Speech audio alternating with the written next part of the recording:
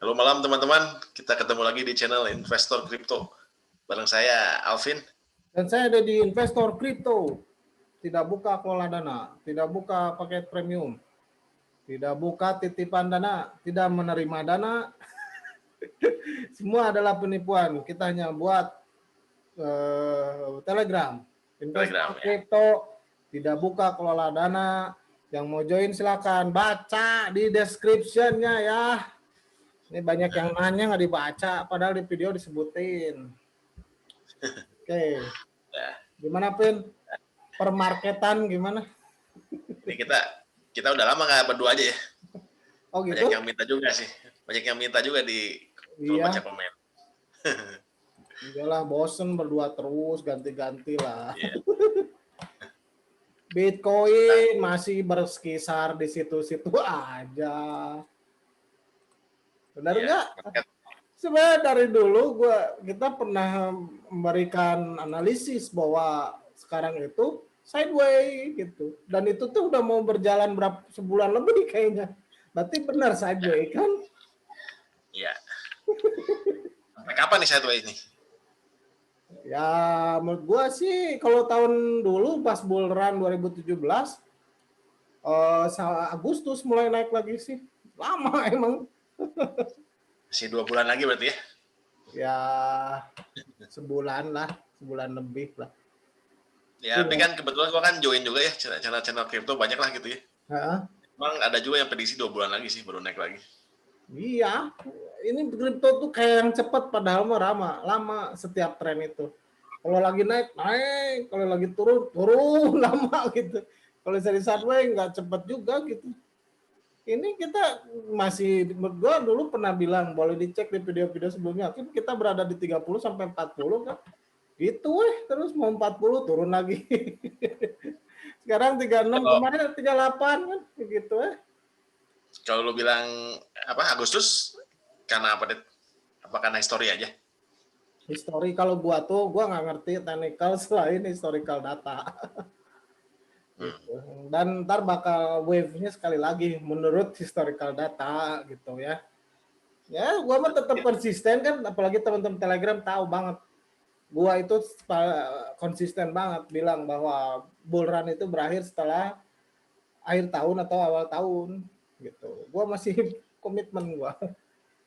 Berarti buat teman-teman yang nyangkut ya, kalau menurut Dedi masih ada peluang lepas ya tahun ini. Iya. Kalau gua masih begitu ya, tapi kenyataannya emang nggak tahu lah gitu. Gitu ya. Udah lama banget kok portofolio gua nggak gerak di situ aja segitu gitu. Oke deh. Ya. Sekarang mau bahas apa kita, Den? Kita mau bahas Solana nih, tapi kita mau bahasnya dalam ya. Percuma ya gini kemarin video tuh kita bikin selewat tapi nggak mendalam gitu. Gua nggak yakin juga teman-teman ngerti. Sekarang kita belajar barengnya lebih dalam gitu, tapi bahasnya sedikit-sedikit aja gitu, nggak usah lama-lama tapi mendalam gitu. Ada percuma juga buru-buru Solana ini bla bla bla bla bla bla bagus bintang buat apa juga soalnya kita nggak tahu fundamentalnya juga, lupa Jelika kayak gimana lupa kan. Ini sebenarnya banyak di pom-pom juga ya, gue baca. Iya. Jadi kita harus rada santai juga lah ngebahasnya gitu. Jangan keburu-buru. Solana itu ya teman-teman, sebenarnya itu tuh project yang setipe dengan Cardano, setipe dengan Ethereum, setipe dengan Zilliqa, dengan Elrond, dengan apa lagi ya, Cosmos. Berarti koin infrastruktur ya? Koin infrastruktur. Tapi dia melonjaknya gila ya, Solana nih. Dia udah dari 2017 sebenarnya Solana ini. Solana. Dia udah dari 2017 deh kalau nggak salah. Nih kita lihat chartnya sebentar ya. Nih, tuh 2000 kalau chartnya sih dari 2020 ya, tapi pengembangannya dari 2017 dia. Ini 0,6 sekarang berapa? 35 ya, udah lumayan lah. Gitu. Nih, pertama ya dari Solana, ini santai aja ya bahasnya, jangan terlalu inilah cepet-cepet tapi cuma nggak ada yang didapat gitu. Pertama tuh gue pengen mayoti ini si Solana itu si foundernya nih Solana.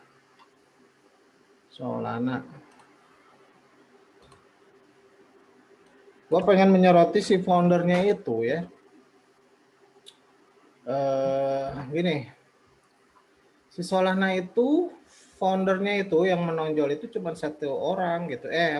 Yang di list di sini bahkan nggak ada, timnya tuh nggak ada gitu. Tapi di sini ada karir gitu. Kalau bicara perusahaan apa kripto kayak si Cardano, kalau ada karir itu biasanya lebih ke perusahaan gitu. Emang Cardano ada perusahaannya, Det? Ada, yaitu si Charles Hoskinson itu adalah developer produknya si Cardano. Jadi ada 3 entity kan di Cardano itu, ada IOG, Input Output Global, CEO-nya si Charles Hoskinson. Ada Cardano Foundation, itu kan untuk mengurusin open source-nya. Ketiga itu ada si Emurgo tuh, Emurgo kemarin yang rame-rame Emurgo. Nah ini biasanya buka lowongan kayak gitu tuh perusahaan, tapi di sini tuh dia nggak mention timnya. Kenapa sih dia nggak mention timnya ya? Apa gue salah lihat gitu? Itulah, itu satu. Tapi sebenarnya kalau googling di YouTube, di Solana itu bakal ketemu orang namanya si ini nih, si orang Rusia nih, gitu. Dia itu emang secara apa? Secara karir dia itu programmer kayak gua. Dan dia tuh software engineer.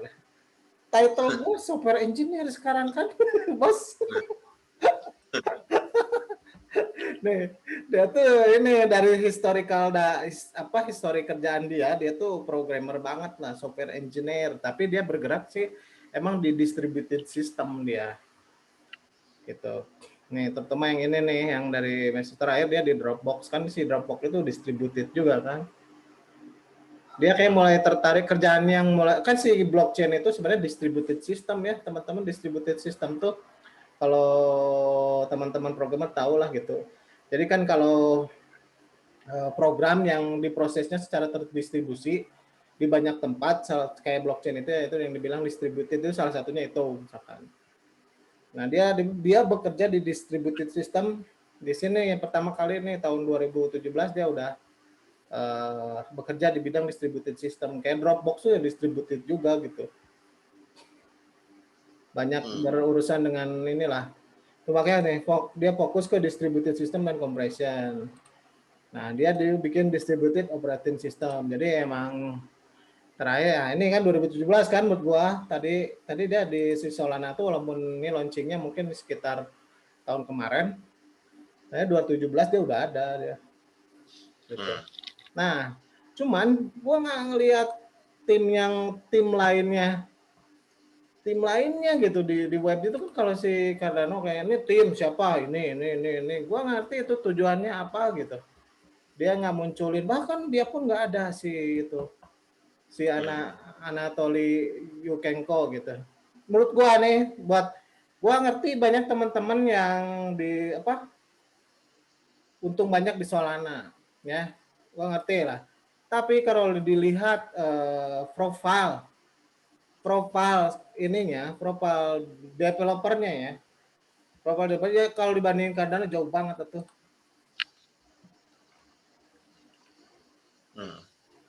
Bandingin gitu. Jangan bedain masalah harga ya sama fundamental gitu. Emang suatu saat bakal merefleksikan dari fundamental, tapi si Solana tuh kayaknya orangnya ini doang gitu. Si Anatoly Yukenko gitu. Walaupun di sini ada sih ini tim-timnya nih gitu.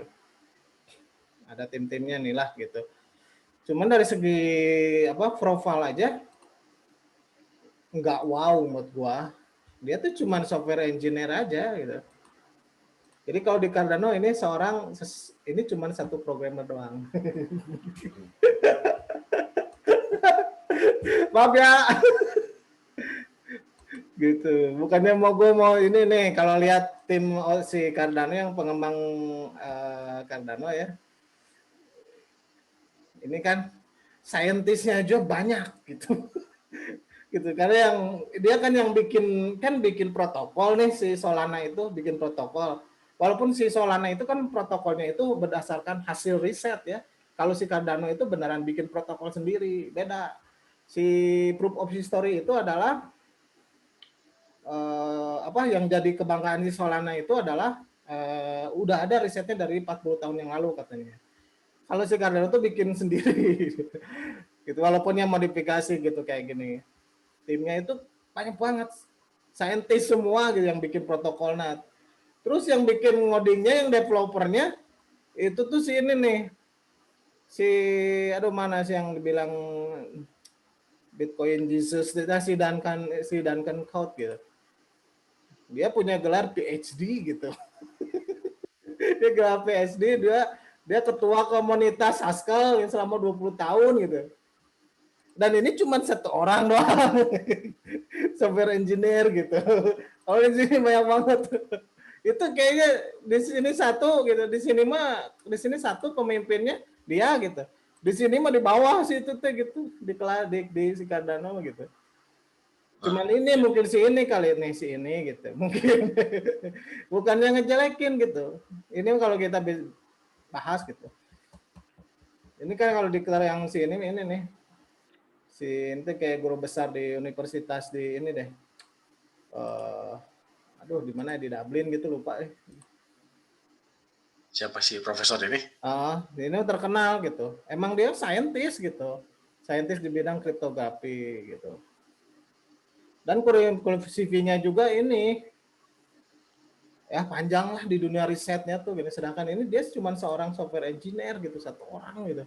Ya mungkin bawah-bawahnya lebih biasa lagi gitu. Kalau di sini timnya gila gitu. Udahlah sih, karena mah nggak ada yang ngalahin kalau masalah timnya gitu. Jadi itu ya teman-teman. Ya. Pertama yang pengen saya soroti, sok cari komentar di kolom komentar.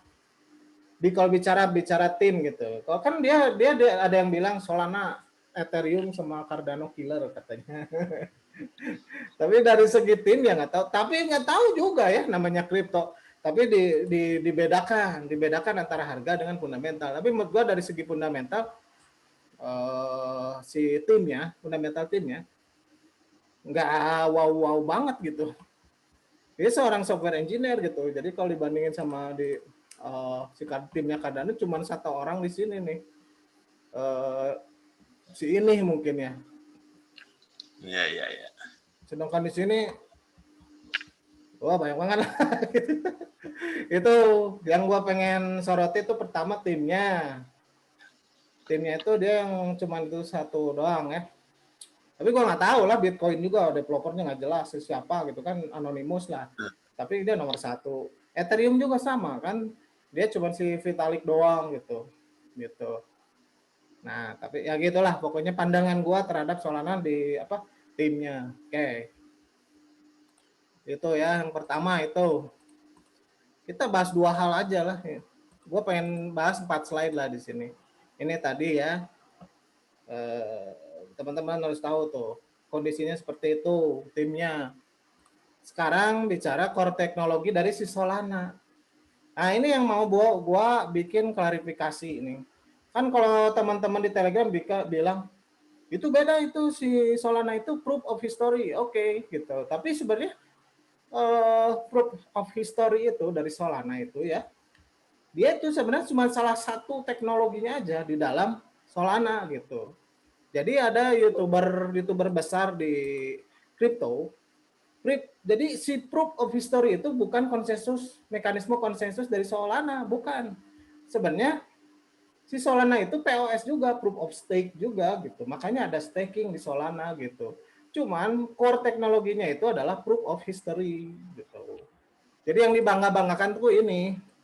Saya secara keseluruhan sebenarnya kalau dilihat dari sisi penentuan kan gini, kalau bicara blockchain yang menentukan mencetak blok gitu kan, itu gimana mekanismenya. Itu ya teman-teman harus tahu itu. Jadi kalau si Bitcoin kan untuk menentukan siapa yang berhak menulis blok di blockchain itu berdasarkan dengan workingnya si miner. Siapa yang nge-solve puzzle-nya dia yang berhak mencetak gitu. Nah, kalau si Cardano yang proof of stake kayak gitu atau Zilliqa sih rada hybrid ya. Kayak Cosmos lah misalkan atau apalagi Algorand.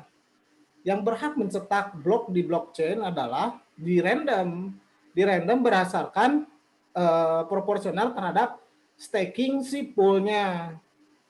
Itu proof of stake seperti itu. Nah, sebenarnya si Solana juga yang berhak mencetaknya itu adalah, ini gue sambil ke bawah ya, sebenarnya ada leadernya, ada leader. Jadi ada blockchainnya, terus ada ini kan, ada clusternya, ada node-node-nya kan, atau minernya lah, atau poolnya lah kalau di Cardano. Nah itu di random, dipilih leadernya siapa. Dia yang mencetak blok ke blockchain si Solana. Nah itu yang menentukan sebenarnya proof of stake juga. Cuman core dari proof of stake-nya itu teknologi si Solana yang berbeda dari Bitcoin ataupun Cardano yang lainnya adalah si proof of history gitu. Jadi gitu. Jadi ini sebenarnya jargon proof of history yang paling dikemukakan atau jargon yang buat si Solana itu adalah proof of history gitu. Ini itu kojonya lah jagoannya jargonnya si Solana itu ya dia membanggakannya itu adalah proof of history gitu. Nah, itu tuh ngapain sih proof of history itu? Bentar, gue sebelum masuk gue pengen bahas mendalam ya mengenai proof of history ini gitu. Nah gini, proof of history itu ya bagian dari teknologi si Solana. Si Solana bukan hanya proof of history gitu ya. Sebenarnya ujung-ujungnya proof of stake gitu. Tadi ya. Nah, kalau bicara proof of history gini, jadi gini, si blockchain, si Bitcoin, katanya Ethereum, terutama itu sih Bitcoin sama Ethereum. Permasalahan terbesar itu, kenapa menjadi lambat? Si Bitcoin kan lambat, apalagi lagi bull market. Si Ethereum lebih parah, gara-gara lambat, berat memproses, makanya fee-nya jadi mahal. Nah, itu tuh gara-gara permasalahan waktu. Gitu. Jadi gini si Bitcoin itu kan gini, setiap transaksi itu kan ada waktunya, benar nggak? Ada timestamp-nya. Itulah, setiap lo kalau udah ada database lah, lo insert record kelihatan kan lah jam berapa. Nah, sedangkan dalam sistem yang decentralized gitu, waktu itu siapa yang nyuplai waktu siapa? Ayo. Nah, si Bitcoin itu sama Ethereum itu katanya load untuk sinkronize masalah waktu tuh menjadi sistem menjadi lebih berat katanya. Kayaknya sekarang si Bitcoin cuman berapa? 15 transaction per second. Ethereum nggak banyak juga, kecil gitu. Si ini tuh klaimnya dari testnetnya bisa sampai 65.000 transaction per second. Dan secara teori bisa sampai 28 juta transaction per second. Gara-gara dia ngebuang problem masalah waktu, timestamp di blockchain. Itu. Jadi kenapa membanggakan si proof of history ini? Si proof of history itu kan bagian dari teknologi Solana yang benar-benar ngebantai problem masalah waktu. Jadi sinkronisasi waktu di blockchain si Bitcoin sama Ethereum itu yang bikin lambat salah satunya. Mungkin yang paling besar gitu. Gitu. Jadi tujuannya proof of history, nah itu satu ya. Nah, si proof of history itu kayak gimana? Jadi proof of history itu gini, kan kalau di blockchain BTC sama Ethereum, setiap blok itu mengandung banyak transaksi kan. Satu blok itu beberapa transaksi. Gitu. Bisa 4.000 dalam satu blok, bisa 3.000 tergantung ramenya atau enggak gitu. Itu dalam blockchain biasa kayak Ethereum sama si BTC. Nah, si Solana itu per blok itu cuma satu transaksi. Nah, yang dicatatnya itu adalah proof of history atau gini, bukti bukti bahwa transaksi itu terjadi sebelum transaksi. Jadi gini, misalnya ada 3 transaksi A, B, C. Nah si B itu disimpan di blockchain-nya itu bahwa si B itu terjadi sebelum si A dan setelah si sebelum si C dan setelah si A. Nah, itu yang disimpan di si blockchain si Solana itu. Jadi historisnya disimpan gitu. Nah, contohnya gini, kalau koran, misalkan koran berita gitu, vaksin AstraZeneca ada efek samping, itu ditulis di detik tanggal hari ini gitu. Nah, itu yang dicatat kejadiannya setelah apa? Setelah berita yang lainnya gitu. Itu yang disimpan tuh record historical datanya sebelum dan sesudah apa gitu. Nah, dengan begitu katanya si timestamp-nya itu kan kalau di blockchain BTC sama Ethereum itu justru sinkronisasi waktu tuh biar dapat waktu yang benar itu yang bikin lama. Nah, kalau di proof of history itu permasalahannya itu kita terima aja gitu waktu itu dari transaksi si timestamp-nya, tapi kita mencatat kejadian itu setelah atau sebelum apa gitu. Jadi transaksi yang sekarang itu ada untuk mencatat kode di blockchain-nya itu berdasarkan transaksi sebelumnya kan. Transaksi sebelumnya berdasarkan transaksi sebelumnya lagi historical datanya. Makanya kalau kita mau ngerubah transaksi yang sekarang harus ngerubah terus ke bawah kan. Gitu. Tapi yang dicatat itu urutan transaksinya, makanya record dari historical datanya. Jadi yang dibanggakan sama si Solana itu adalah dia udah solving masalah sinkronisasi waktu. Tapi kalau ada banyak blockchain yang terima transaksi, siapa yang ngurutin gitu? Enggak, ini kalau blockchain-nya satu rantai. Jadi kalau transaksi jadi ada leader. Jadi kalau kan si miner, si pool-poolnya tuh kalau di Cardano itu dipilih leadernya. Dipilih leader. Dia yang mencetak blok di blockchain-nya. Leader itu diacak. Gitu. Tapi sebelum mencetak harus diverifikasi dulu kan ke validator yang lain. Nih gua mau nyetak transaksi ini di blockchain. Lempar aja transaksinya itu. Nah, itu teknologinya beda, itu bicaranya di turbine ini. Gitu. Jadi yang ngecatat ke blockchain-nya itu si leadernya. Si leader dipilih secara acak. Kalau dia si leadernya melakukan transaksi yang mencurigakan, dia bakal ada penalti gitu. Diverifikasinya sama node-node yang lain, validator gitu. Dan transaksi untuk menentukan bobot validasinya juga berdasarkan stakingnya gitu. Jadi teman-teman, nah itu yang mau kita bahas dalam video kali ini itu satu tadi tentang timnya, satu lagi tentang core teknologinya yaitu 8 ini si proof of history, tapi yang paling dibanggakan sama si Solana itu adalah proof of history. Proof of history itu bukan blockchain mekanisme konsensus yang bukan. Tapi sebenarnya proof of stake gitu. Tapi permasalahan blockchain yang di-solve sama si Solana yaitu masalah sinkronisasi waktu di blockchain, yaitu dengan menggunakan teknologi proof of history gitu. Nah, pertanyaannya, yang bikin si proof of history ini siapa? Gitu. Kan kalau si Cardano bikin Ouroboros gitu, yang bikin ya timnya, si itu ada chief scientist-nya gitu. Dia bikin, habis bikin, terus dilempar ke conference ilmiah kan, peer review gitu. Ini benar nggak sih si Ouroboros ini benar gitu nggak? Nah kalau si proof of history itu apa? Dia apa bikin aja si tadi si leadernya ini si Anatolia ini dia bikin sendiri gitu. Terus yang bilang emang yakin benar kalau dibikin sendiri gitu. Tapi katanya si proof of history itu sebenarnya teori ataupun algoritma yang sudah established dari 40 tahun yang lalu gitu. Makanya nggak diuji lagi mungkin di konvensi seperti si Cardano gitu. Tapi sebenarnya kalau koin-koin infrastruktur itu nggak mungkin jadi shitcoin kan deh. Kan soalnya dia enggak lah. Enggak ya? Enggak lah. Menurut gua sih si Solana bagus sih menurut gua gitu. Tapi ya tadi seperti tadi kondisinya kita baru bahas dua hal ya. Tim sama proof of history itu apa.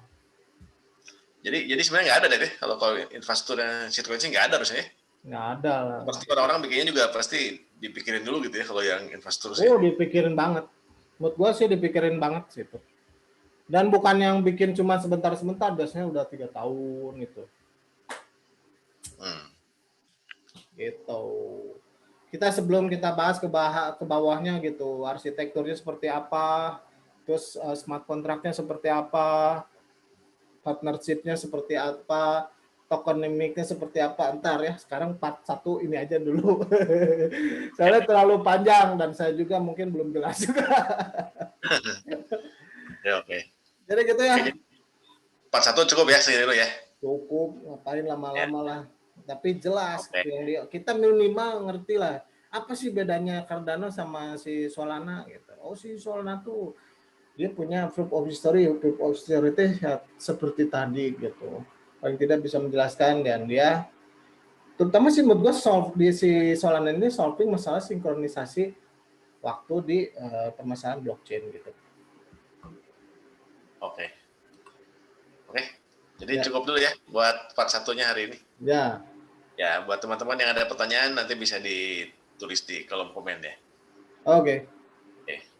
Oke teman-teman, sampai sini dulu malam ini. Ya. Nanti kita ketemu lagi di part selanjutnya. Terima kasih.